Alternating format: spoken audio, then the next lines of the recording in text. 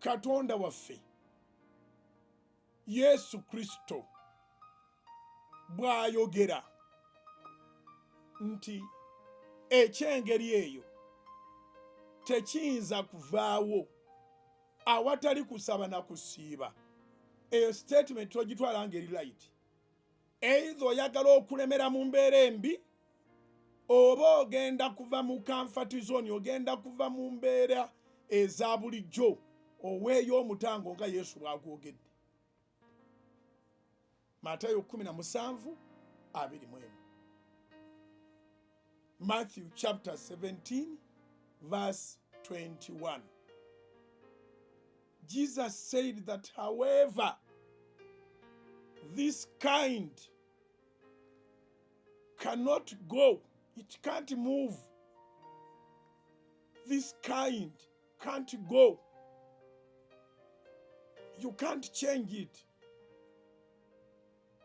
without prayers and fasting. So, ekikutte kiteekwa okuta nga naawe ogoberedde ekigambo kya Katonda. Ekikutte kiteekwa okuta nga naawe ogoberedde ekigambo kya Katonda. So tugoberera Mateyo 17:21. Tugoberera ebyawandiikibwa Mukama nga bw'aba bituwadde. Tutunda abamwesiga wadde ng'embeera yali mbi. Ne Sitaani n'abatwala paka ku kisenge. Ate ne kusenge ne babasibirako.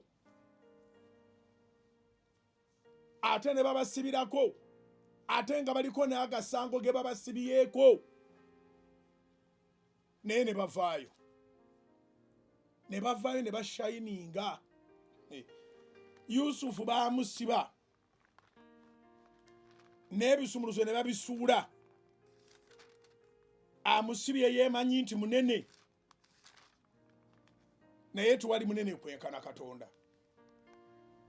Wangi? Yusufu baamusiba.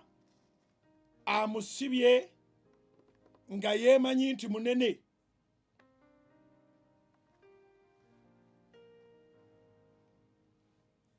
Naye tewali munene yenkana Katonda.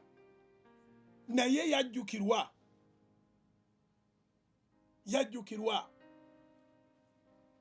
Waliwo ekijja okubaawo nga kibaddewo naawe Katonda afune waakunyiga.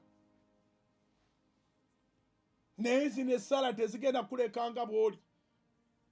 Katonda agenda kukujjukira.